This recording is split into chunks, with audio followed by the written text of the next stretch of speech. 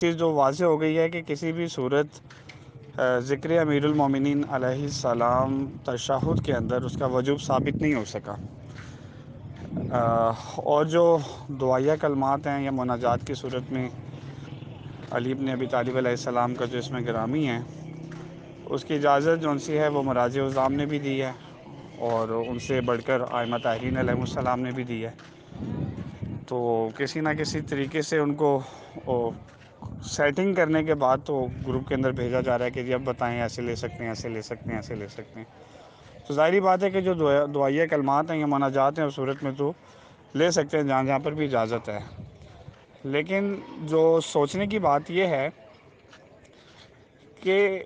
وہ لوگ جو اس طریقے سے اس کو بنا رہے ہیں، سیٹنگ کر رہے ہیں، تو کیا وہ یہ سمجھ رہے ہیں کہ ائمہ طاہرین علیہ السلام نے جو نمازیں پڑھی ہیں معذاللہ وہ کامل نہیں تھیں، یا جو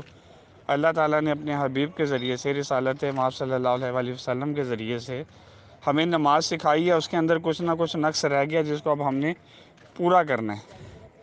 بھائی اگر انہوں نے کسی بھی صورت ائمہ طاہرین علیہ السلام کا نام جون سا ہے وہ تشہد میں لیا ہے، تو بھائی کتب اربعہ سے لے کر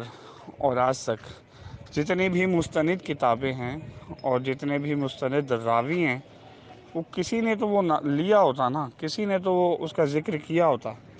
مگر کہیں پر بھی کوئی ایک سنگل روایت بھی ایسی نہیں مل سکی کہ جو اس کا وجوب ثابت کر سکے۔ اور جو مستحب ہونے کی جو روایات ہیں وہ بھی اس طریقے سے نہیں ہیں۔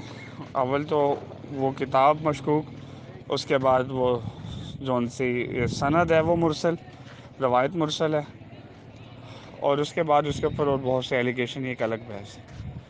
لیکن یہ اس طریقے سے اس ذوف کے ساتھ آنا کہ جی اب بتائیں، اب ٹھیک ہے، اب ٹھیک ہے، اب ٹھیک ہے، تو کیا ایسا ہے کہ ائمہ طاہرین علیہ السلام نے جو نماز ہمیں تعلیم فرمائی ہے اس میں کوئی نقص رہ گیا ہے؟ اور اگر ایسا نہیں ہے تو بندے خدا، آپ کو جو نماز تعلیم دی گئی ہے آپ وہ نماز جون سی ہیں وہ پڑھیں، اور یقین رکھیں کہ اگر ائمہ نے ہمیں یہ نماز سکھائی ہے تو وہ اللہ کے حضور قابل قبول ہے، اور اللہ انشاءاللہ اس کو قبول کرے گا۔ باقی جو دعائیں ہیں، مناجات امیر المومنین علیہ السلام، صحیفہ سجادیہ، دعائے کمیل، دعائے ندبہ، حدیث قصہ، دعائے جوشن کبیر، یہ وہ خزانہ ہے جو ائمہ طاہرین علیہ السلام نے ہمیں دیا۔ دعائے ندبہ پڑھے تو جس کے اندر ذکر امیر المومنین علیہ السلام کا ایک عظیم خزانہ چھپا ہوا ہے، لیکن چونکہ ہماری اس کے ساتھ کوئی ضد نہیں ہے نا، اس وجہ سے ہم اس کو پڑھتے بھی نہیں ہیں، تلاوت بھی نہیں کرتے۔ حالانکہ دونوں عیدوں کے موقع پر، اور خصوصاً جمعے کے دن اور عید غدیر کے دن، تاکید ہے کہ آپ جو ہے وہ دعائے ندبہ پڑھیں، اپنے وقت کے امام کو یاد کریں، اور کبھی اس کو پڑھیں، میری گزارش ہے کہ پڑھیں اور اس کو دیکھیں، سنیں، اس کا ترجمہ پڑھیں کہ کس طریقے سے امام علی علیہ السلام کی جو فضائل بیان کیے گئے ہیں، اور احادیث کی روشنی میں اور قرآن کی آیات کی روشنی میں۔ تو وہ محتاج نہیں ہے کہ آپ کی ضد کے کہ آپ اس کو تشہد کے اندر کسی طریقے سے اس کی سیٹنگ کریں اور لائیں، تو پھر اس نقص کو معاذ اللہ دور کر کے تو اس کو کامل کریں۔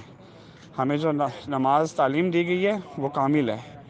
اور انشاءاللہ تعالی اللہ تعالیٰ وہ نماز قبول کرے گا۔ آپ نماز پڑھنے کی طرف آئیں اور وہ جو دعائیں تعلیم فرمائی گئی ہیں ان کی تلاوت کریں، ہر نماز کے بعد کریں، تاکہ ذکر امیر المومنین ہو سکے۔